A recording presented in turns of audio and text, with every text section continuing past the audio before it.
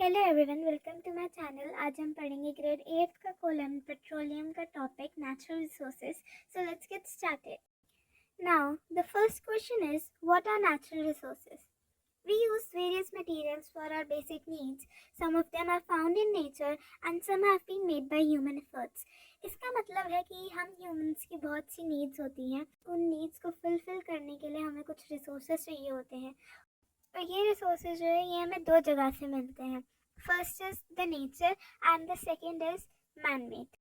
The resources which are obtained from nature are called natural resources.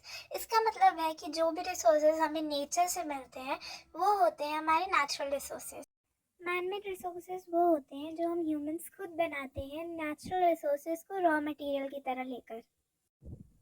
Examples of natural resources are water, sunlight, soil, minerals, etc. Examples for man-made resources are paper, plastic, etc.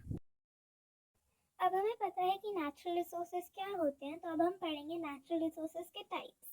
Natural resources को दो categories में हम divide कर सकते हैं। First one is inexhaustible natural resources and the second one is exhaustible natural resources. अब पहले हम बात करेंगे इनएग्जॉस्टिबल नेचुरल रिसोर्सेज की।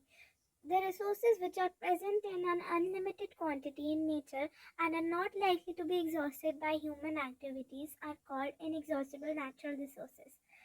तो ऐसे resources जो नेचर में एक बहुत ही ज़्यादा अबंडेंस में एक अनलिमिटेड क्वांटिटी में प्रेजेंट होते हैं हमारे नेचर में, और इन पे ह्यूमन एक्टिविटीज़ मतलब हम ह्यूमंस उन्हें जितना भी यूज़ करें वो ख़त्म नहीं होंगी, उन रिसोर्सेज को हम बोलते हैं inexhaustible natural resources. The examples are air, sunlight, etc. Now, let's talk about exhaustible natural resources. The resources which are present in a limited quantity in nature and can be exhausted by human activities are called exhaustible natural resources. तो ऐसे resources जो हम nature में एक limited quantity में present होते हैं और अगर हम ह्यूमंस उसका केयरलेसली यूज़ करें, उसका बहुत ज़्यादा यूज़ करें, तो ये रिसोर्सेज जो हैं ये ख़त्म हो सकते हैं और हमारी फ्यूचर जनरेशन्स को ये रिसोर्सेज नहीं मिलेंगे. Examples for exhaustible natural resources are wildlife, minerals, coal, petroleum, natural gas, etcetera. अब इस चैप्टर में हम फोकस करने वाले हैं एग्जॉस्टिबल नेचुरल रिसोर्सेज में. उसमें हम 3 तरह के एग्जॉस्टिबल नेचुरल रिसोर्सेज के बारे में पढ़ेंगे. Coal, petroleum and natural gas were formed from the dead remains of living organisms, fossils, so these all are known as fossil fuels.